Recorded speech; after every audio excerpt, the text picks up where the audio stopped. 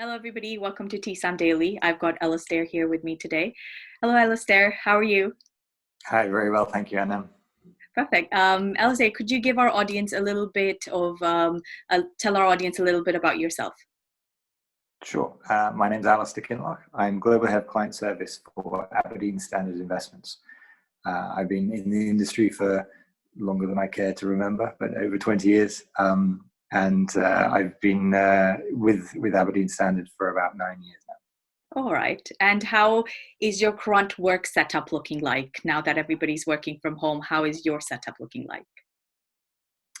Well, first of all, I think we're in a tremendously privileged position to still be functioning, relatively normally. I'm very conscious that millions of people around the world have lost their livelihoods in the blink of an eye. So to be able to just carry on effectively as normal is a privileged position to be in. Personally, we moved to work from home overnight. There were no interruptions. There has been no downtime, if you like.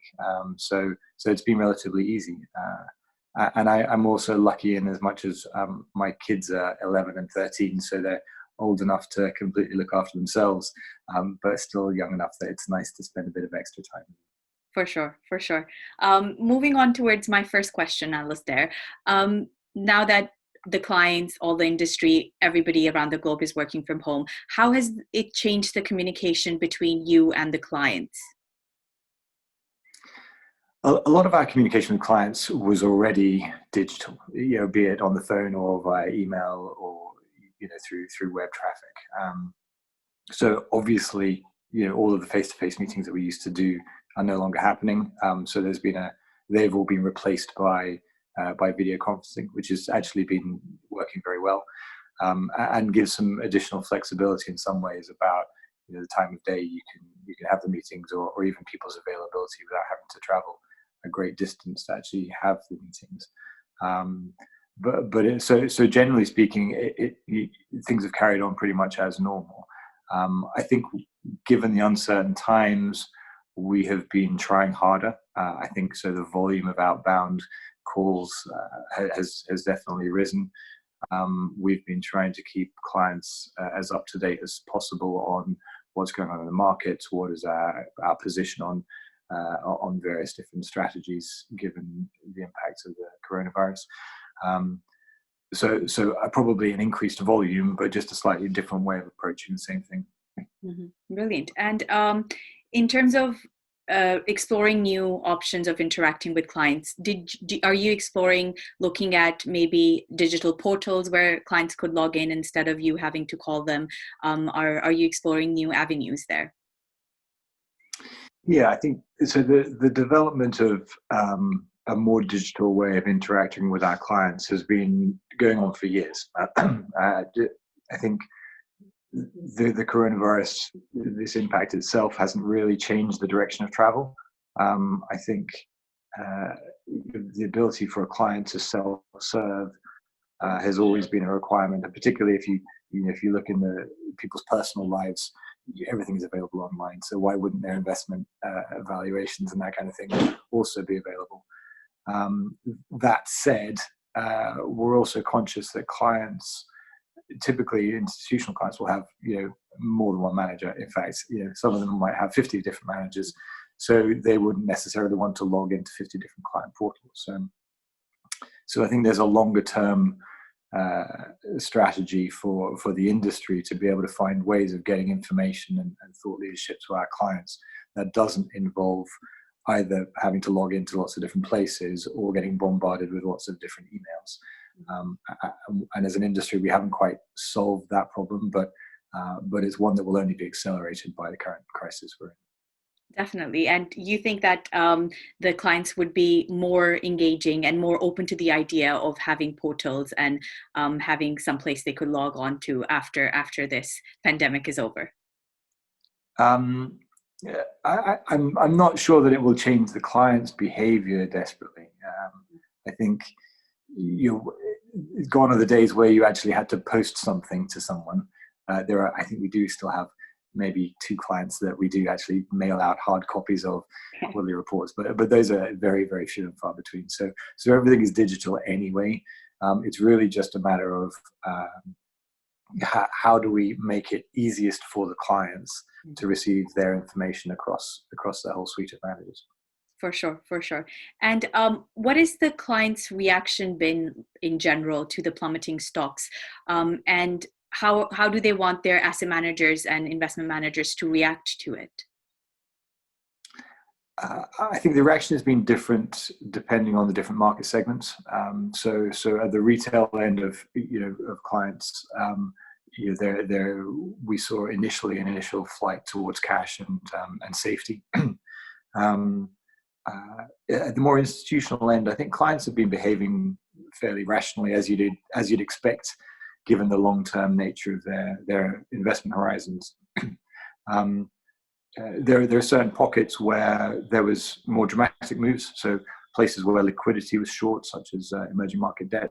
We saw a fairly marked reaction initially to that, but actually, as a couple of weeks have gone by, those positions have all reversed. People are beginning to behave rationally, as you would expect, given that there is just a lot less liquidity out there in the market. Mm-hmm. And in the future, do you think this pandemic will affect the way clients want to invest? I think it's going to change a lot of things. What it will do to asset allocation, what it will do to investment horizons, I don't know, and I think it's very difficult to tell. I think if anybody tries to say, well, now is the right time to dive back into the market, everybody's always guessing and trying to pick the bottom of the market. I think more fundamentally, though, it will change the way we look at certain industries and certain parts of the investable universe. For example, right now, most of the commercial property funds in the UK have been suspended, and that's because there's material valuation uncertainty out there. People don't know how to value the buildings right now because they don't know whether rents are going to get paid, and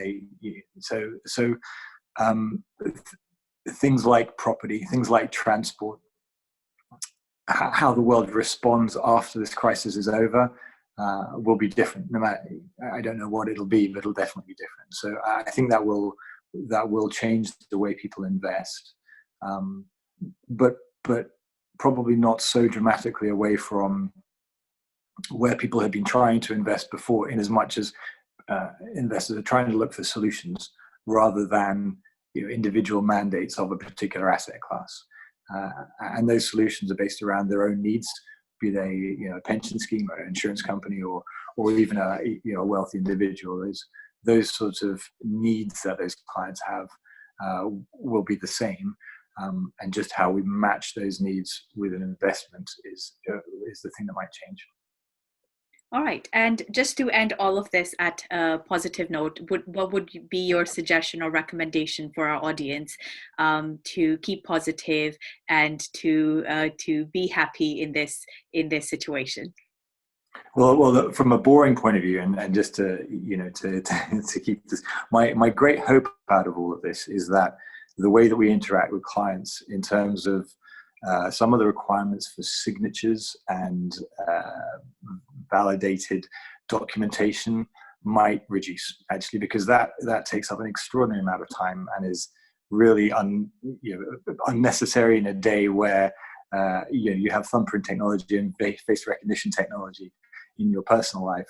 The idea of having a wedding signature on a piece of paper in order to make something happen feels a little bit anachronistic. So I hope that part of the world will become easier for forevermore. But other than that, on a personal point of view, for those of us who are lucky enough to be getting to spend a bit more time with our families, it's a real treat. I know that some of my colleagues have very young kids, and it's been quite hard, and we're just telling them to do the best they can. But being able to spend some time a little bit more at home has been a really positive thing for me personally, and I hope it is for many others too. Yeah, True. Thank you very much, Alasdair, for joining us today. It's been a pleasure talking to you, and Lovely hopefully to talk have to you you too. back again sometime soon. Thank you, everybody, all for joining TSAM Daily. Until next time.